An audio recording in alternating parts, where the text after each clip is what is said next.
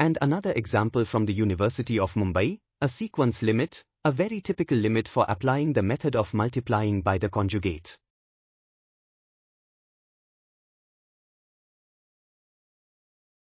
I show exactly how to apply this method in my course, and here I'll just show you slowly, step by step, this specific example.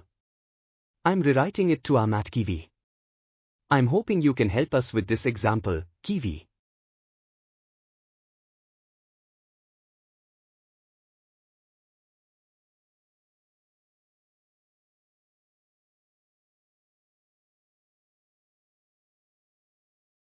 What needs to be applied here is the so-called multiplication of the numerator and denominator by the conjugate to this subtraction with square roots. I multiply the numerator and denominator by the same thing, so I'm multiplying as if by 1, but by what? By this subtraction with square roots, but with a plus sign, look.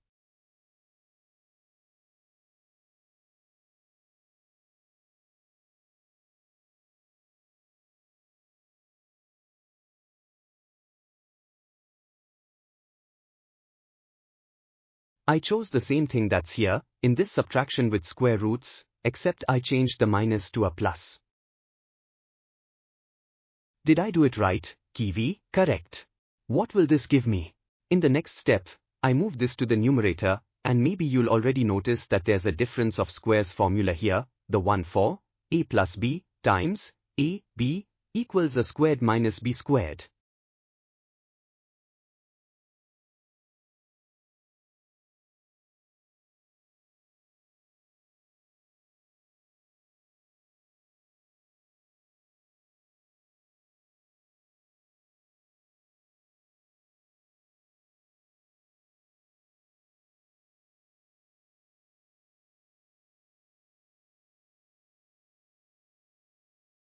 Agreed? So instead of this here in the numerator, I can write that it will be the first square root squared, minus the second square root squared.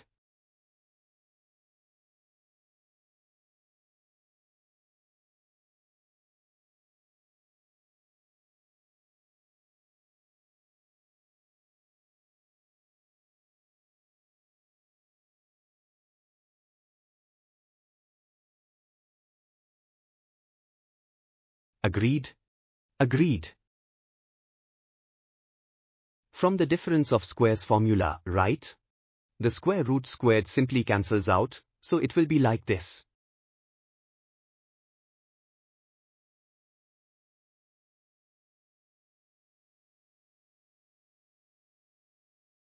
At the top, n minus n will cancel out, but I suggest making a small mistake. Let's say we are tired, we make a mistake like this. Let's ask Kiwi where the mistake is.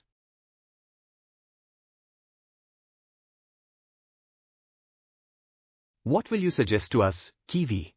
Where did we make a mistake?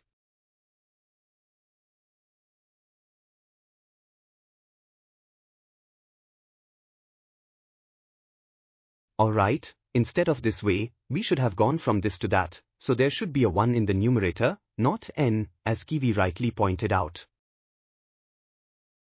Thank you. We are correcting it. That's good now. The square root of n now, which I've actually just been passively rewriting until now, I'll put it into the numerator.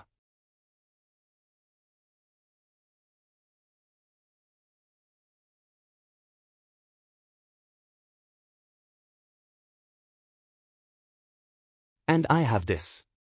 What's next, ladies and gentlemen? Now, further in this slightly more difficult example, I'm applying a method that was already in the third example of the problems from the University of Mumbai.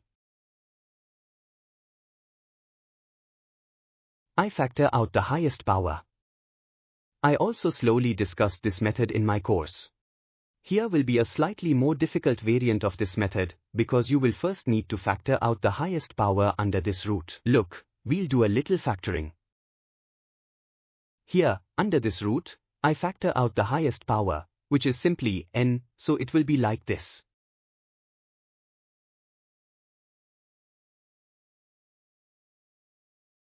Will Kiwi agree? Yes, Kiwi agreed. This is equal to this. Now I split it into two roots. Here, the root of the first times the root of the second.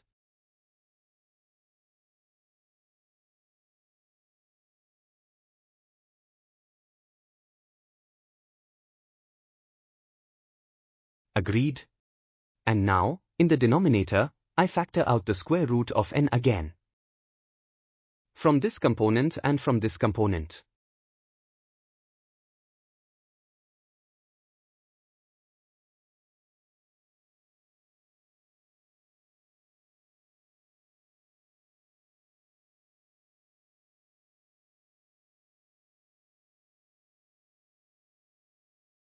Right? It will be something like this. The square root of n on the top and bottom will cancel out, but the top won't disappear, there will just be a 1 there.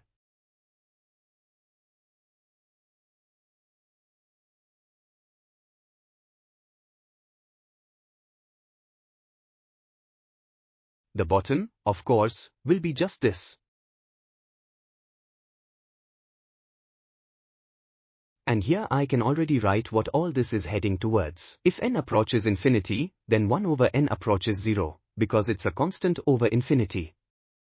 In my course, I showed that a constant over infinity always approaches 0. The denominator is getting bigger and bigger and bigger, so this approaches 0. So what's left? 1 on top, and the square root of 1 plus 0 on the bottom, which is the square root of 1, which is 1. 1 plus 1 is 2, so the whole result is 1/2. That was perhaps a slightly more difficult example. Thanks to Kiwi for the help, by the way.